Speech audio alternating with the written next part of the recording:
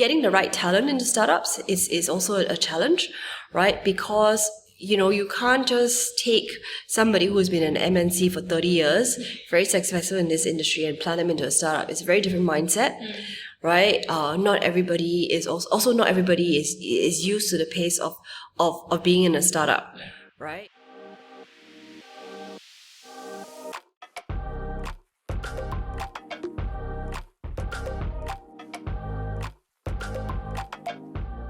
Welcome to another episode of Business Beyond Borders. Today we're very excited to have with us Sabrina Ng, a seasoned industry professional who has worked across both startups as well as MNCs and across different countries and different corporate cultures. And we're very excited to have her share with us her insights, her experiences more today. Welcome, Sabrina. Thank you, Daphne. So as a start, I would love to learn a bit more about your day-to-day work in your last role at HSBC Life as the Synergy Director. Okay, so in that role, I was so HSBC Life had acquired AXA Singapore, and there was a lot of work to integrate two organizations, and really there was kind of three different integrations going on, because there was the integration of the HSBC's insurance business with the AXA insurance business. And there was also, the integration of this business within the wider group business, the banking business, right? So many different layers. In that role, because I have a generalist background, it meant that I could take care of many different aspects of the changes that transition, right? So you could think about it, right? People come in, they need new work passes, they need, access to new premises, they need new laptops. You have that change on that one level. The next level, you have to think about, okay, so now, two different organizations, different organizational structures. How do we put them together? How do we line people up for equity? How do we put them together in a team to work well together, right? And then, another layer is also just thinking externally. We're suddenly one brand. How do we tell that story to the external world that we are one brand, and yet behind the scenes, you're paddling like mad because the back end processes are still different. But to the external world, we have to try to seem unified. Yeah. Okay. And you spend quite a bit of time advising companies on their transformational transactions as well as projects. And you have a background in investment banking as well as strategy consulting. How has that background prepared you for these advisory roles that you have taken on? So investment banking and strategy consulting has given me a really strong toolkit and a really broad toolkit, which, covers a lot about financial performance, right? You learn about operational drivers, right? And you're able to kind of see across the range. And also in these careers, I have had the opportunity to work across different industries. So, I've looked at toilet cleaning. Oh. Seriously? That's very interesting. Conference venues, advertising agencies, airlines, right? And, and that kind of training, as you were mentioning, it gives you that muscle to be able to, dip into a new industry very quickly or get into a new situation really quickly and, very quickly figure out what's going on and very quickly also try to figure out, what are the potential solutions, and where all the downstream and upstream implications could be. And as you are, driving change and leading these transformational projects across these different industries and corporate cultures, as you've mentioned, what were some of the similarities and differences that you have noticed? I think the biggest underrated similarity is how important people are in this journey of change, right? Being able to bring people along that journey and kind of also whilst also identifying, who cannot be brought along on that journey is a really key part. Yeah. Right. And then the rest, once you kind of figure out the people piece on how you figure out the people, then it's about adapting some of the processes to the particular circumstance of it. Yeah. So, different corporate cultures, the way you bring someone along in a large corporate will be very different from how you bring someone along in a startup environment, right? And there's an element of self-selection. The people that work in a startup will be very different from the people that work in a large corporate. Yeah.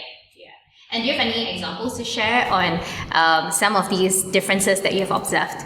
I guess in a large corporate, to change, you have to think through it. The change, your larger pool of people, your communication chain is longer, right? And, you can't just send out one email. You'll have to do a lot of follow-ups. The process is a lot straight. Whereas in a startup, getting the word out is just much more nimble. Yeah, and getting that instant feedback is also probably much more nimble. And building on that, like within the APAC region, which you have spent the later part of your career on, what were some of the unique challenges or scenarios that you've observed, especially in the companies that you work with, that make it quite interesting for you to be driving these organizational changes? I think as Asians, we tend to be a little bit more reserved. So we don't provide that feedback as quickly, or, we tend to want to wait and see a little bit more. So, and that sometimes gives people, people end up becoming resentful about the change rather than saying, hey, maybe we can do something about it. So most recently, one of the things we had to do was to change the process, upgrade it to a higher standard of compliance, which meant that there's a lot more extra work for people, right? And, ideally, optimally, what we should have done is say, okay, let's take a step back. Let's think about, what is the principle behind why we want to make this change?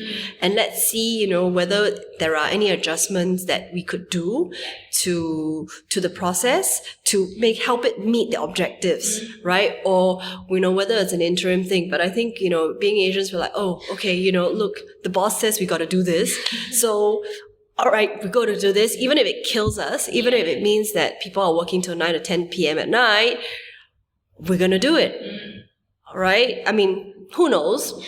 In hindsight, maybe even us challenging it, maybe even us trying to adapt the process wouldn't have worked out. But that was just, we didn't make that attempt in the first place. Yeah.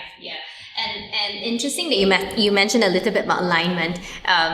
Typically, there are in a simplified manner, there's two forms of alignment. There's the top alignment, so getting the leadership team or the management team to be aligned. And then there is the next form of alignment, which is you need to get the teams buy-in to the entire organizational change that you're trying to drive towards. What were some of the strategies that you have adopted to be able to drive both form of alignment and also the cross alignment? I think it's so for the top team, obviously, you'll be doing regular briefings, explaining to them. But a lot of the change that happens is minutia. It's more stuff that happens to people's day to day. And, that senior level are more likely to delegate and say, okay, talk to my guys, right? So where we focus on in terms of driving that change is engaging the kind of middle level of managers, right? Because they understand their team's workflow the best. So they are able to put in better input into the process. And so one of the things we do, I like to do is to run focus groups, right? Walk them through, okay, so this is our hypothesis of what the new workflow would look like, right? If we were to make this change. What do you guys think? Give us inputs, tell us your use cases, so that we can try to work this out. We're not going to make everybody happy. We're not going to stay to the old process. We have to change the process, but we can try to lessen the pain. And in some ways, that focus group not only gives people the chance, this middle managers a chance to provide the feedback, to improve the process, but it also gives them a bit of a sense of ownership into the new process. It also, makes them kind of our next line of promoters to them, so that they are, when the change happens, they can explain the change to their next level and the next level below. Yeah, makes a lot of sense.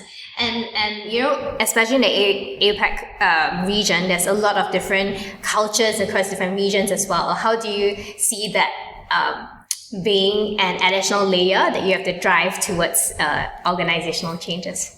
I think it's really understanding, goes back to people. In every office, you got to understand who are the influences, right? And how that communication happens within an office, right? Some offices, you can send them in an email and they get it, right? Some offices, you need to, have the right person WhatsApp the group. Trying to figure out that chain of communication, how the words gets around, is kind of that key to figuring out the cultural differences. Okay. And what advice would you give to professionals who are leading organizational change and transformational projects in their career? Like I said, for me, the emphasis is always big on people. But I think there is also a level where you have to recognize some people are not going to come along for a change. And it is to everybody's benefit if these people who are not coming along for a change are exited or they leave themselves as self-selection. It usually happens. The sooner this happens, the better it is. Everybody can, and people are in a much happier, the people who are left also are in a happier place too. Yeah. And taking a step back to the early parts of your career, you started that in New York and London before coming back to Singapore. And while we understand that this was at different phases of your career, what were some of the working cultural differences that you have noticed moving from region to region? So, for example, I was a banker in both New York and London.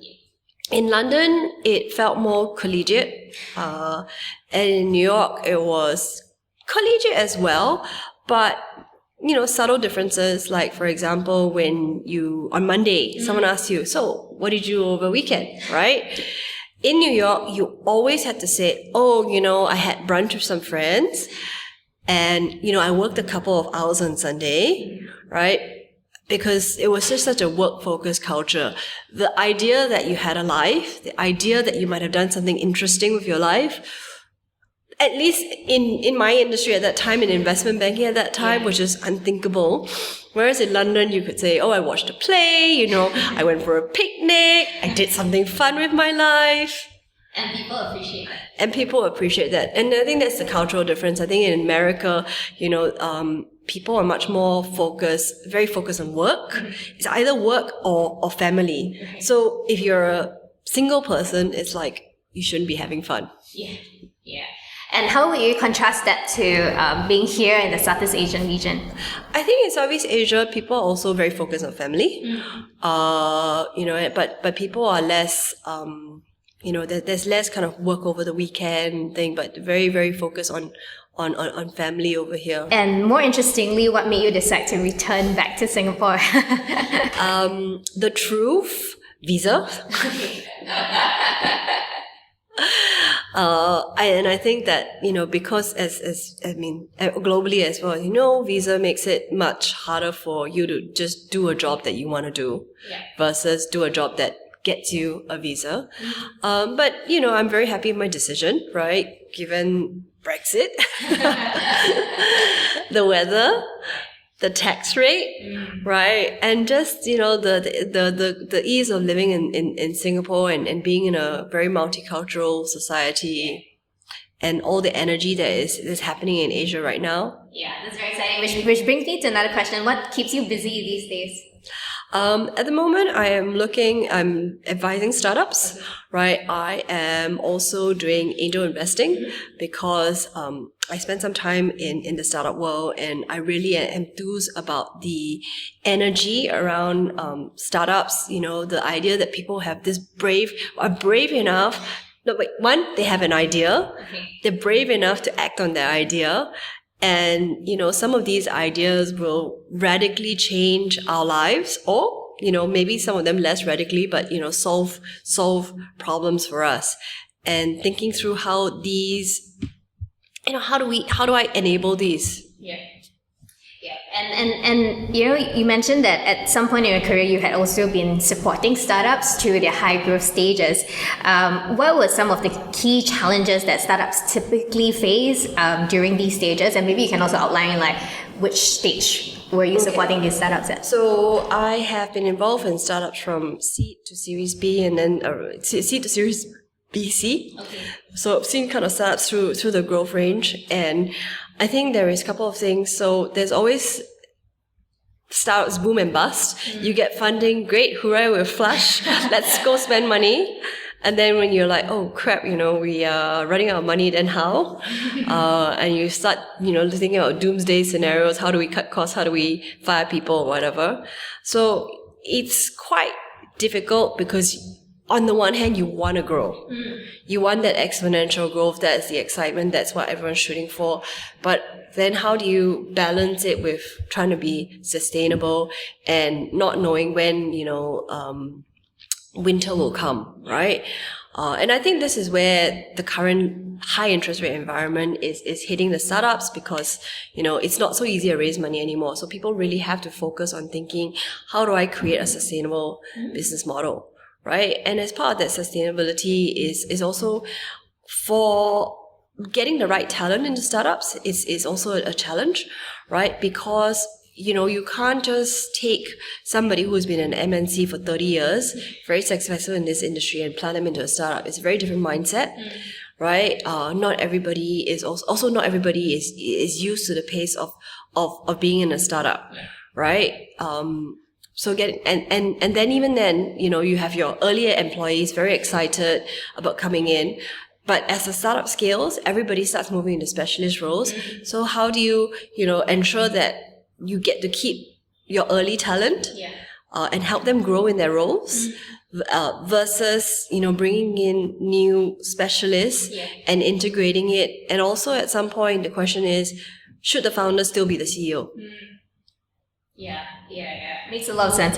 And as you are kind of helping to drive these startups and see them through these high growth stages, I think if I'm not wrong, the roles that you've taken on is typically the CFO role in the startups that you had worked in. Maybe could you share with us what role do you think CFOs play, especially in the early stages of the startup's growth? Well, in the first startup I worked in, my title was CFO, but really I was Chief Non-Science Officer. Everyone else was a scientist who wore lab coats and, were working in the lab. And my job was to enable them to keep working in the lab. So what does that mean? That meant that, I did finance, I did HR, I did facilities, legal sometimes, everything to enable them to do that. Yeah. And earlier on you were also mentioning that hiring people is quite important. You cannot just plant someone who has been very successful in a big company in a startup. What makes a good CFO in your view if startups are looking to hire one? I think this person needs to be comfortable with ambiguity. This person needs to be able to roll up their sleeves and, do stuff because you will have to, you'll be budget constrained or, there'll be problems that need fixing.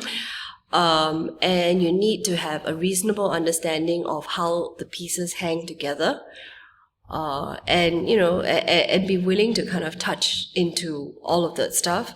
So in another startup I worked in, I started getting involved in the negotiations for our commercial contracts, right? Because I realized that some of our commercial team were agreeing to terms which would cost us significantly more than the value of the contract to service. Right. So, and that's why for me, I enjoy being a Series A, B startup CFO because you have that opportunity to get involved in much more than just finance. Yeah.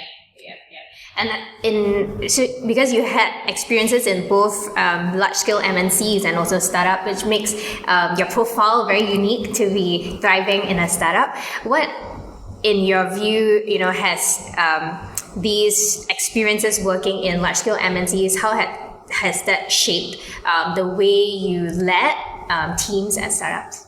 I don't think it's changed necessarily the way I lead because I think it's the same, right? I think where the difference is that what a corporate structure looks like. You kind of know where the end game looks like, and you have to make a decision when you are laying the foundation how you want to lay it. You could lay it in, I'm just going to just patch things as they go, right? And then at some point we'll deal with the problem. Or you can try to put in a bit more effort, lay a good foundation. Like, for example, when we were a small startup back in the day, we made the decision that we would do audited accounts. which was really painful, but it set us up well because, it made it easy to put them in a data room. It made it easy to transition to a so-called grown-up accounting audit firm later on, because we had that very good foundation that was in place from the beginning. And you had also touched on funding, which is top of mind for a lot of startups to make sure that they can continue surviving. What advice do you have for founders who are looking to raise funds, especially now?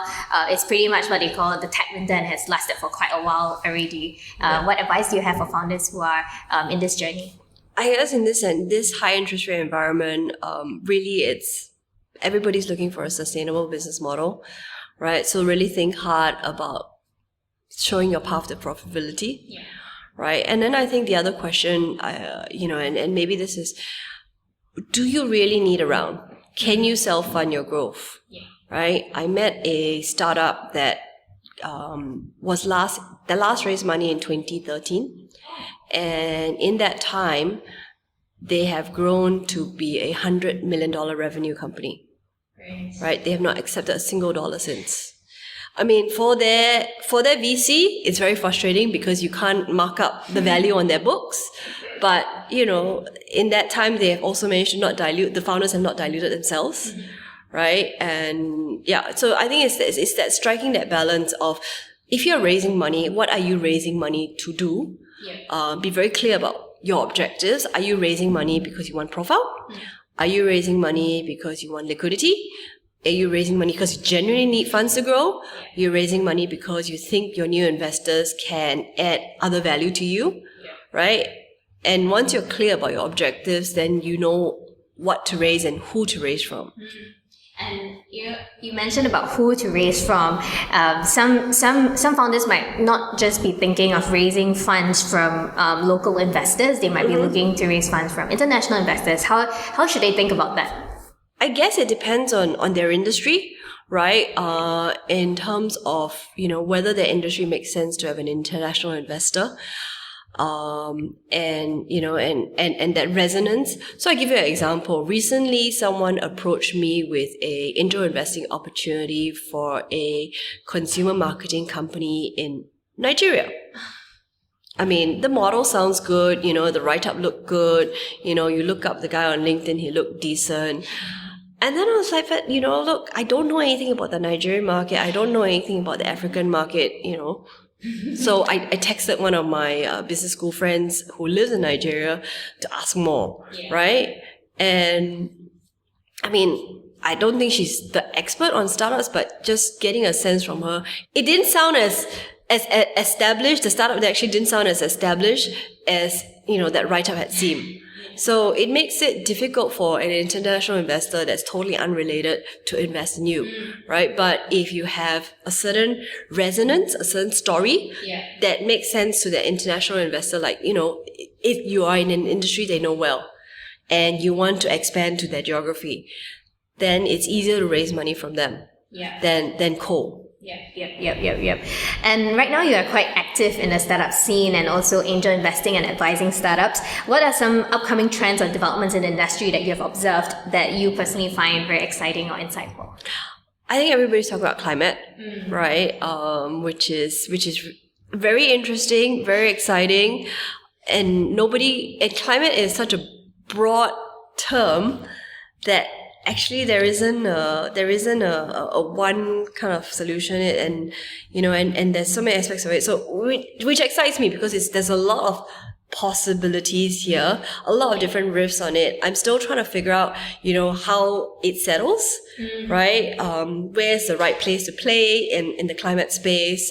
Is it going to be in food tech? Is it going to be in, climate mitigation or adaptation or, something even more blue ocean like seaweed cultivation? Correct. Yeah. Maybe just one final question from me. What's the most exciting startup that you have met or you have seen recently? Plenty, of course. Thank you so much.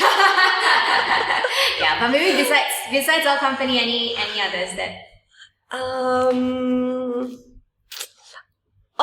I can't remember off the top of my head. Okay, Yeah. no worries. And what's next for you in the next maybe 3 to 5 years? For me, I want to continue being around the startup ecosystem, and continuing to see companies grow. And I'm personally motivated by the situation, about having a situation where I can add value and make a difference, less so about linear progression. Okay.